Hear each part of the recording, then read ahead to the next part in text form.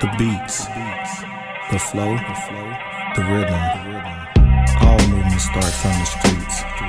Streets A&R Podcast. How you say, we recording? We recording? We recording? Yeah, man. Yeah. We back, man. We back. Back home. In our home. We've been all over doing a whole lot of shit. A lot of stuff, man. Welcome to the Streets A&R Podcast. It's your host, getEJIKEwithit. And we got my man from behind the camera again, man. Back for another one. Another one. My guy. I don't even know what name to call him. Which name do we use? Just the young guy. We call him the young guy. Young guy. Young guy on the pod, man. But definitely back over here on the couch, man, with us, because me and a few friends took us a little trip, man. Popped out. Showed them niggas. Popped out. Myself, Young God. Shout out to Marcey Yates, man. Marcey Yates, the Catalyst. And then also Elijah and Marcy's son, man, popped out with us. We went good four and a half hour trip down to Wichita, Kansas. This is wild, random. What was down there? We went down to Wichita on this road trip for the first ever Elsewhere Fest. So we went elsewhere. You know what I'm saying? 2 Elsewhere Fest down in Wichita, Kansas. I know it sound random. And I know y'all probably like, what was that? Some little shit in the cornfields? I'm like, some hillbilly things? No. This fest was masterfully done. And we'll get into some of the details, but I'm going to just run down a few of the names that graced the stages. And I say stages because there was at least, 5 different performance venues. 5 or 6, yeah. But we'll kind of work in reverse, or the big headliners. The big headliners, you had Killer Mike, Vince Staples, and Steve Aiko. Did y'all just hear what I said?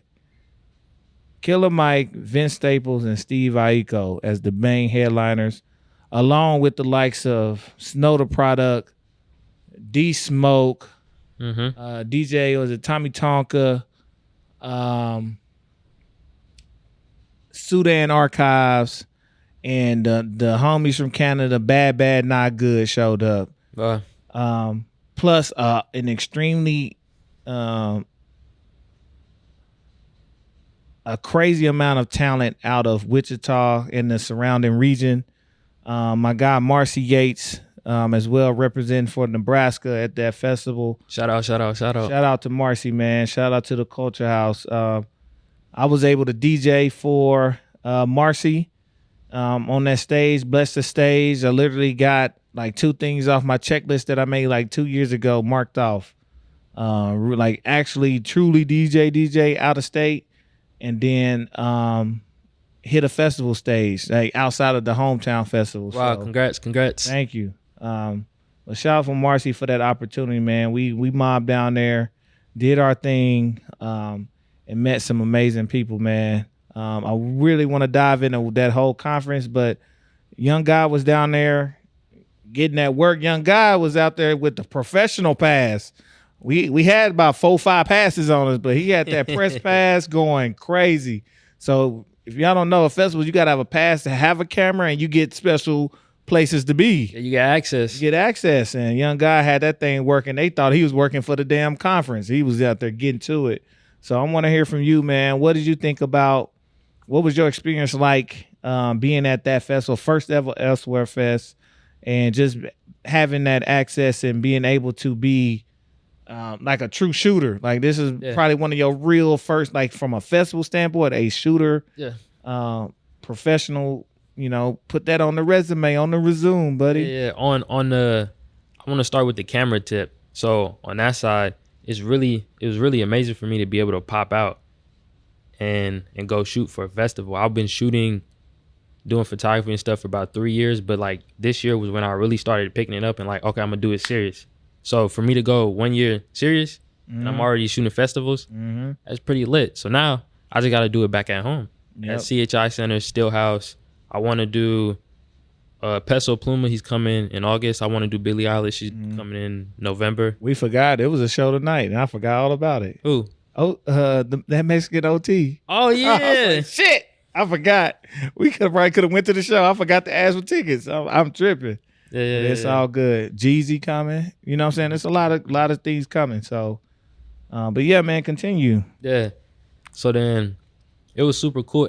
And when I went, I had in my mindset, okay, I'm going to record, take photos of every single thing. Because unlike LA, I was there for one day and I was just there mainly to like enjoy. And it was just like a conference. There wasn't really too much opportunities. Really, I could have, but it's not cool. And it's not really what I want to do per se.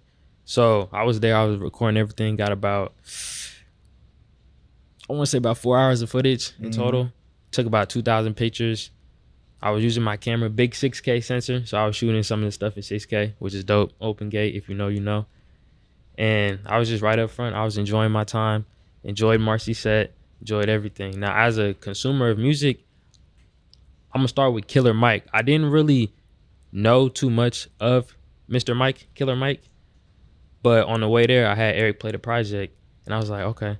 I'm starting to get familiar with it because I knew a couple songs on there. I knew, of course, Scientist and Engineer with Future Andre.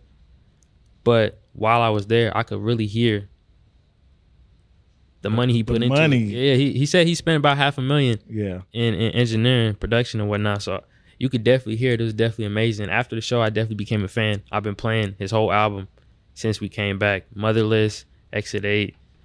Some for the Junkies, been playing all of that. Shout out to the singers. So he had 5 singers. What I forgot their name, the Midnight something.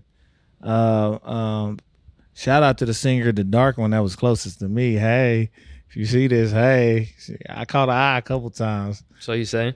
Listen, I'm just saying, hey. That's all I'm saying is, hey. I ain't saying shit else. But no, I was like, woo, they were getting down. Choir style, black church choir style, singing those backgrounds that you hear on the album. For Killer Mike, man, they went crazy. They went crazy. I want y'all to know that. If we get the actual name, the Midnight Miracles, maybe it's something like it along those lines. So, they went crazy, man. Shout out to them for supporting Killer Mike.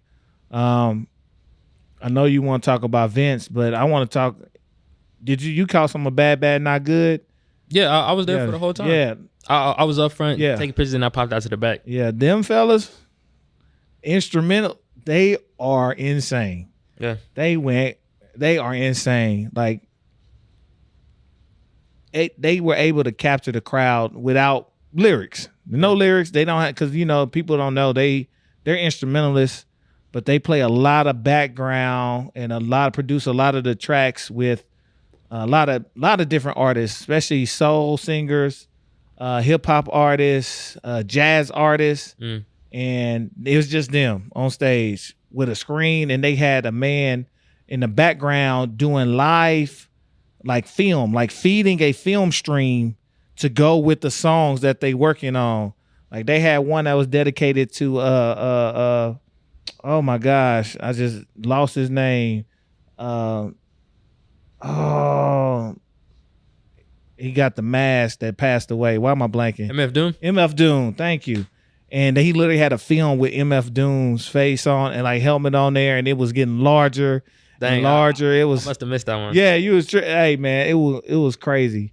But shout out to Bad Not Good. I want to give some kudos to Sudan Archives went nuts. I'm mad you missed that one, didn't you? I seen the tail end of it. Yeah, that's when I popped back in. She had on that cat suit working that thing, but she was playing the violin to her music, which is like hip hop, rap, house, while singing and playing the violin, going nuts. By herself. There was nobody else on stage. She did her own music. She just hit the little toe pedal, change songs, and go. It was crazy. And her vocals are crazy.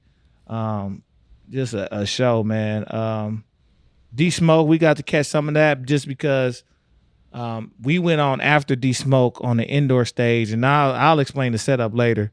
So we couldn't stay the whole time because we had to go back in and get ready for ours. But shout out D-Smoke, super cool, chopping it up with him, man. I told him he got to come back to Omaha, not just for the party. He said he want to spar Bud. You know what I'm saying? Like, look, you better catch him in the middle rounds, and then beginning and the end, he gonna turn up on your ass. But yeah, shout out to him and their whole team. They was out there kicking it, having a good time. Mambo sauce from DC. Yep. Super cool, man. I bought some Mambo sauce. Shout out to my DC folks, man. And who else am I missing outside of the big dog? Snow the product. You know, Snow gonna bring the energy in Spanish. Yeah. She gonna have the girls twerking. Yeah, you know, I didn't know who she was, but I enjoyed her music a lot. Oh yeah. I was like, reggaeton, all the Spanish stuff she's doing, I like that a lot. So I was like, yeah, this is nice. No, she a real rapper too. Like people don't, when you know her past, she was rapping. Now she'll do a lot more up tempo, reggaeton, hype stuff, but she be rapping. Snow came in rapping. So shout out to her and shout out to her dancers with all that ass on the stage. So we appreciate it. She appreciated it too because she like women. So we all appreciate the aesthetic that was made. I'm trying to think before we get to our guy. Was there anybody else? Who am I missing? Oh, Steve Aiko went. Did you walk over there during this set? I was with you. Oh, that's right. That crowd looked. It was deep. Deep. I thought about going to the front. I was like, nah, I'm not gonna make it. Yeah. We had to get back to the other performances, but I was like, nigga, they are batshit crazy over there. The EDM side of things was going nuts over there. But we're gonna talk about the last performer, man. Our guy, man. Vince. Mr. Staples, man. He showed up and he talked on stage. So he done came a long way from how he used to perform. But shout out to Vince Staples, man. What'd you think about that and just the experience as a whole?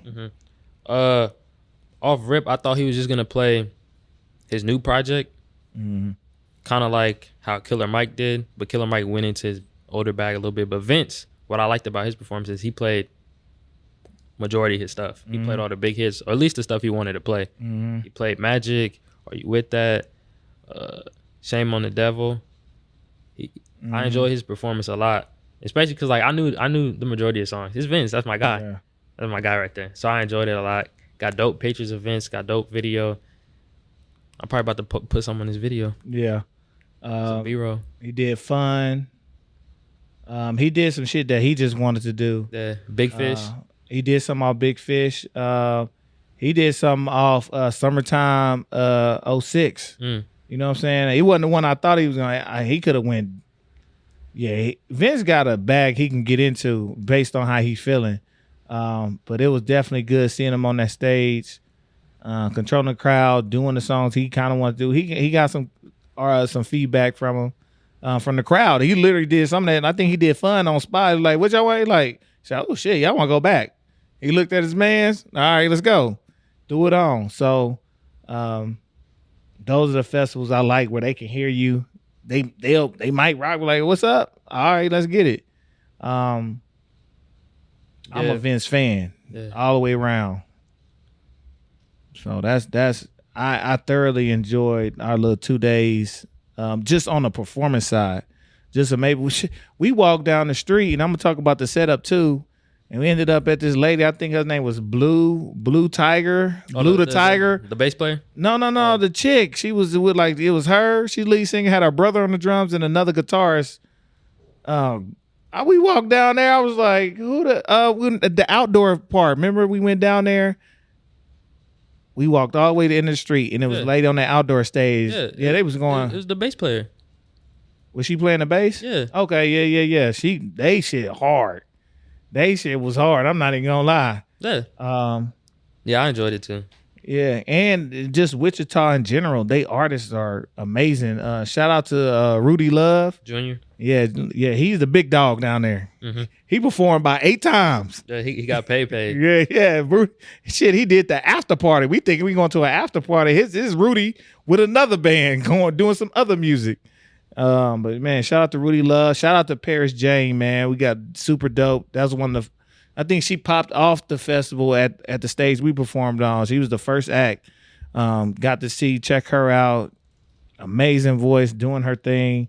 Lot of talent, man. One thing I noticed is the local scene in Wichita, they have musicians. And when I say that because the musicians were doing the backing for the other artists.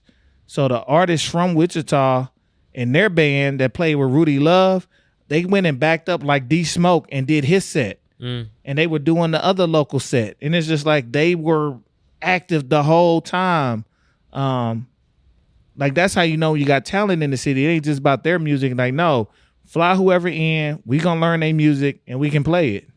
So it even cuts down on costs and flying in bands. Like, no, we got the band. They can do whatever it is you think you need done. They got it. And they showed they ass. No, yeah, that's real talent.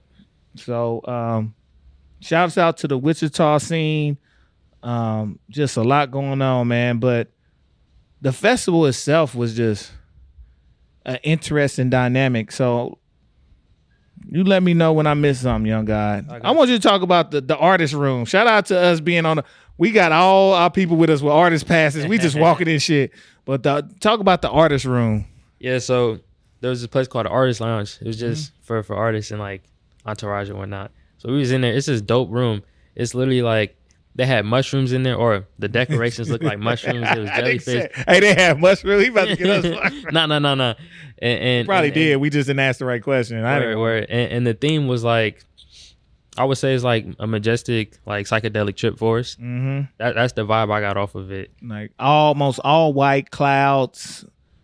That nice, soft. What would you call those? Like the circle. I forget those big circle couches. Like young guy took a 2-hour nap in there. Oh God. and then the funny thing is the lady who created the room, she was in there, and I guess she seen me sleeping. And when I woke up, she's like, "Did you have a good sleep? Did you have a good nap?" "Yeah, I created this. I'm glad you're able to enjoy it." I'm like, that's funny. Yeah. That's funny. But I said I'm old, so I was like, this remind me of the Never Ending Story. So all my people that's old. That big ass flying dog, that's what it's gonna remind you of. I don't know what he's talking about. I need you to put up some of the pictures of just the artist room. Yeah. Just like this was the artist lounge. Like put them up. But extreme hospitality. Food was banging. When they brought the barbecue out, them beans, everything was fire. If y'all don't know, people in Kansas cook too. The Midwest cook. We don't do shit else. We ain't got nothing else to do but cook. That's true. The artist lounge was extremely dope. A lot of hospitality throughout the whole festival. The color scheme, everything was dope. And with the staging, so it was interesting. They used pretty much a 4-block radius to get everything done in downtown Wichita. So at the venue we were at, it was called Wave. There was an indoor and an outdoor. The indoor stages were like we performed, and a lot of the local smaller talent was at. Wave in itself was like the hip hop, soul, R&B acts performed at Wave. Yep. So we were indoors. There was this local acts, jam bands and stuff like that, and then there was an outdoor stage, which is a big stage. It was I'm actually say it was the second biggest stage, because the biggest stage was the EDM stage. EDM, yep. But it was the second biggest stage, but it's still a big area right outside. So when one act finished out here, the other act indoor would go to give them time to switch and back and forth. So it was able to jam pack a lot of performances in. So we did indoors. We saw like Killer Mike, Vince Staples, Sudan Archives, D Smoke, Snow the Product, Bad Bad Not Good. They were all on the outdoor stage going crazy. Then you walk down about a block and a half. We were at Wave. You walk down a block and a half. They called this area Elsewhere. Where else? Where else? You turn a corner to the right, and then you walk down and turn you go right off the street, right off the corner, then go left, and you got this big ass open area surrounded by what's them things called? Containers, shipping containers with graffiti on them. They painted everything, and you got this monster of a stage. Like you've seen the big EDM shows. That was stage was put right there. Like probably I don't even know how many feet, over 100-foot screen, like 200 foot screens, lateral, vertical. You got the DJ right there just looking all small and shit, going crazy with the visuals. Steve, I'm talking about going up. Like it was a EDM. It looked like that was supposed to just be the fest, the EDM fest. So that was where else? You go down the street, a place called Norton's. That's where they did the conference at. Yep. And then after the conference, that became the rock and roll venue, the outdoor portion. You know, I didn't get to go there. I didn't either, but I seen some pictures. I'm like, oh, it look crazy out there. Like again, they use their shipping containers throughout the city. They're like, probably got a bunch of them. It's a railroad city. Yeah. They just got to it. So you had Norton's. Then you walk down to the end of the block, and you had the outdoor venue, and they had music going.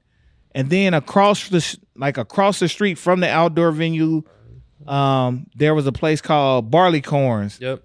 And that's where a lot of the jam bands, basically the people that can play loud shit in small spaces, they were getting to it. So that's where we saw Mambo Sauce the first time. They had 2 sets.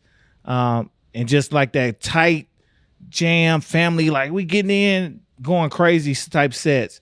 So there was literally 5 places, and then you can say 6 because Waves with 2 stages of music.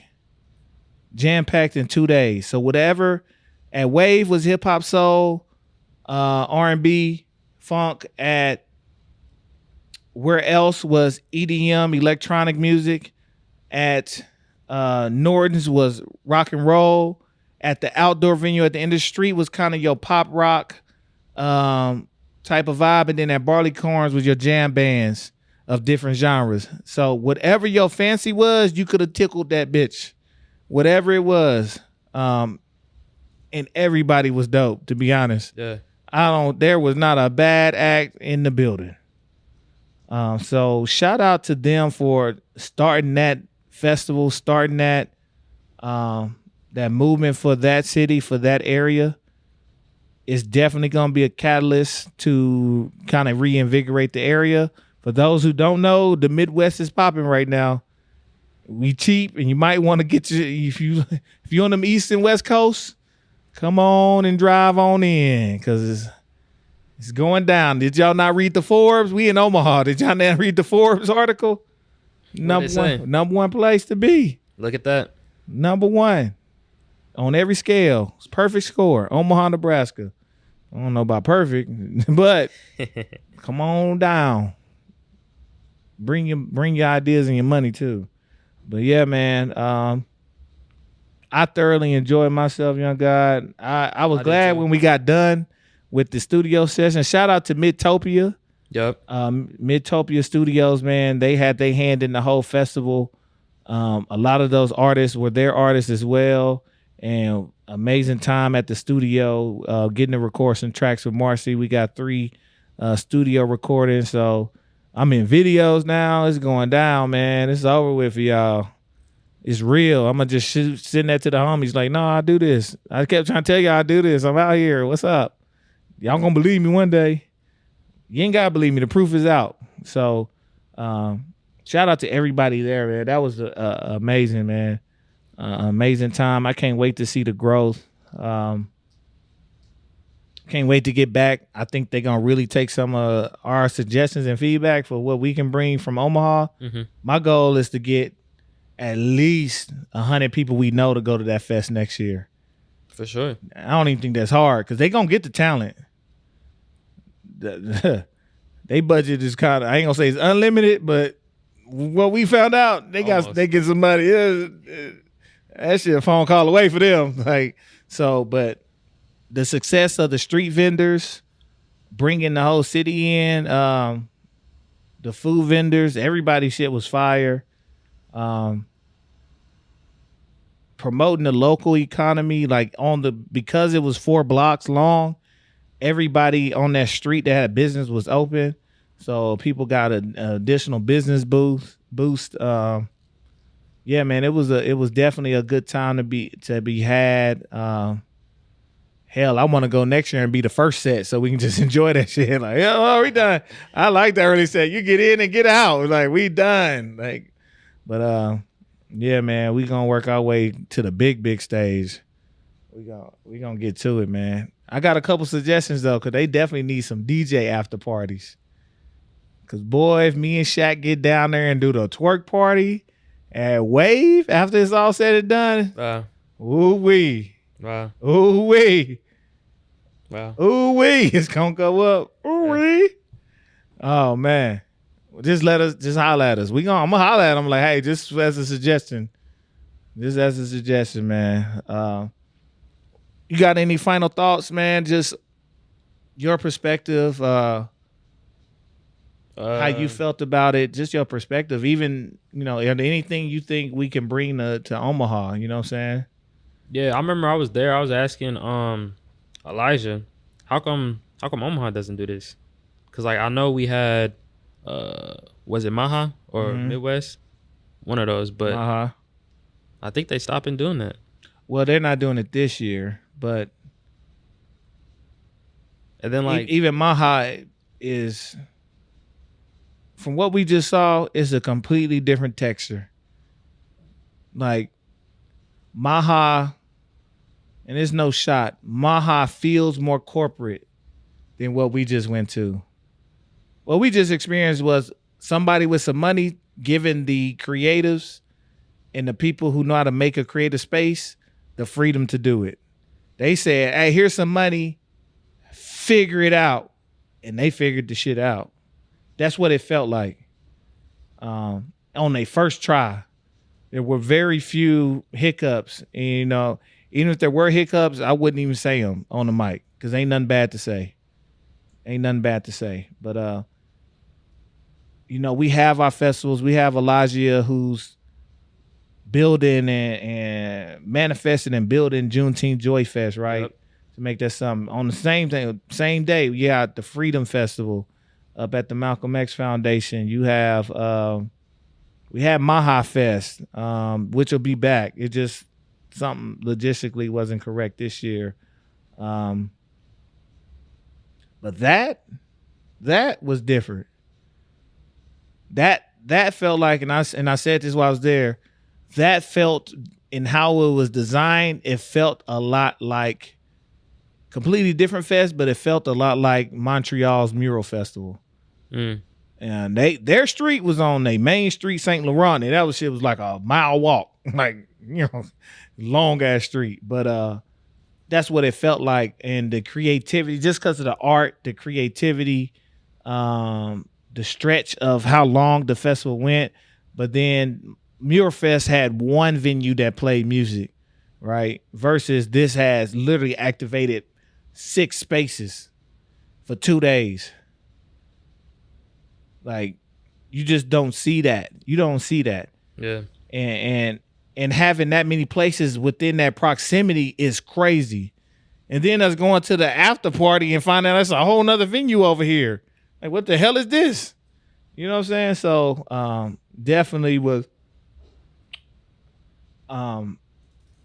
it helps remind you that people like Marcey, people like Elijah and myself who trying to do things in the city, like, it don't have to be in vain. Like, we just need to figure out how to mesh together, how to get on some creative core together, since everybody else don't want to do it, and just really boost up. Or how do we tap into what we all got going on individually and start to collectively boost each thing up to build the scene out. So, and we're doing that, but now I think we should just go into overdrive, because that was an amazing time. An amazing time, man. I did enjoy myself though. It was amazing. Also, I'm kind of mad at y'all. What happened? Y'all had me staying up every day at 3 till 3 in the morning.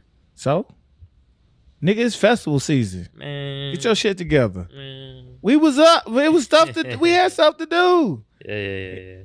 You the one that wanted to get back and watch Vince Staples and play on their computer. I'm like, damn, I'm trying to go to sleep. Y'all want to be up. We was operating off 2.5, 3 hours sleep both days. You the one took the naps. Shit, I didn't get no naps. Talking about, it was a young guy that used to that young guy, a healthy man. Yeah. He's like, y'all got my sleep schedule off. It's all good, man. We'll get you to bed next time. Man. Next time, I'm like, drive your car in. Shit. You can go on, head out. Yeah. But no, is there anything you want to do with the fest that you can see like what do you want to accomplish next year with something like that? Well, I say with their fest, and what's something you would bring, you want to try to, based on what you saw and experienced, what's something you would bring here? Well, somewhat that I want to do over there is I just want to, instead of me coming with a different artist, y'all got to put me on the staff. I got to be out there taking pictures for y'all with y'all and have a staff pass instead of I eventually did get a staff pass, but Look, he got the staff. I still got it. I'm gonna flex it. Right. That's but, funny. Yeah. That's definitely something I want to do. And then probably on the equipment side, I got to bring my 70 to 200, and I got to rock 2 cameras with me instead of just the 1. So yeah, or maybe 3 depending if I want to do video, and then the 2 for photos or whatnot. I think for me and for us, I think Streets A&R needs to be a part of the festival. I think we should have a setup. Yeah, we should do the conference. And we should have, not just shoot it, we should have a setup to where we getting everybody to stop and talk. Yeah, 10, 15, 20 minutes. Yep. And I think that can happen, especially once they see some of this footage we dropping, they be like, oh shit. So that's, we went there on the mission. Part of the mission accomplished. We're going to see what we get done for next year. So do not be surprised. No different as you see at Roots Picnic and you see all the don't be surprised. Just don't, because we coming. And we only coming because y'all been supporting us, man. Yes, sir. But yeah, man, shit. I'm excited. I'm excited for my own events this year, man. I'm excited too. Yeah, man. Sneaker Soiree is happening. Sneaker Soiree shit. By the time this come out, you might see I've already seen the promo. So dang, I'm gonna have to buy my shoes. Yeah, I gotta figure that out, man. Gotta figure it. I gotta get to DJing. I gotta make some money. Yeah, as long as I got something better than you, it's cool. That's fucked up. You ain't never had nothing better than me. No, I don't know. I don't know that to be true. I gotta figure. I'd have no clue what I'm gonna rock. I have zero. But a nigga going to Vegas, so we gonna see if I find a little something. I might find a little like, ooh wee, they ain't got these. Yeah, but we gonna figure it out, man. But yeah, man, definitely appreciate you rolling down there with us, bro. Always welcome, and I appreciate you just being willing to expand, do more, build your portfolio. His portfolio by 22 is gonna be insane. Y'all not gonna believe it. But that's what we do. You know what I'm saying? Like, you pay it forward and you try to do what you can to make somebody else grow. Like, I don't care if we never got another follower or another listener on this pod. If young God when he becomes what we know he will become, that is my pay. I'm good. I promise you I'm good. So we appreciate you, bro. I can't wait to see what else comes out of these type of opportunities. I can't see what happens with Streets A&R. I can't see what happens when Omaha really believe and then start to invade these spaces on a positive note. Yep. And get more entrenched in these things. It's only up from here, man. I can't see where all of us literally take this next large leap and journey in this music and arts culture community that we're building here, bro. Like, we are at the precipice of this shit. Like, we getting to it. This is like a new vanguard. Like, we are moving this shit. So I can't wait to see what it all becomes, man. I definitely can't, man. But we gonna get out of here, man. Like you said, we excited. It was a long weekend. I'm still catching up on sleep. I swear. But it's all good, man. Definitely worth the trip. Can't wait to go back next year, man. We got to go back elsewhere, and I implore you all to go elsewhere as well. Trust, I just get your plane. Trust me, it's gonna be one of them. It's one of them festivals. Like, I promise you, it is. So That is dope. Like, this might be bigger than some of the shit y'all already familiar with. Some of that shit dying down. I ain't gonna say no names rolling loud. Some of that shit dying down. But you know, she said it's rolling sparse. So funny. Rolling mid out here. But you can feel it. It's not the same. So now we got something new, man. And we gonna be a part of it. So roll with us, man. It's all good. But, man, we going to get up out of here. This has been Streets A&R Podcast. You can find us at Streets A&R. We're on everything but Apple. Make sure you like, subscribe, share, comment, watch, listen, tell a friend, send it in their messages. Everything, man. Click the links, man. It's all good, man. We appreciate y'all, man. It's your host, getEJIKEwithit. It's the guy from behind the board, Young God. Yep. And we out of here, man. Peace. The beats, the flow, the rhythm. All movement starts from the streets. Streets A&R Podcast.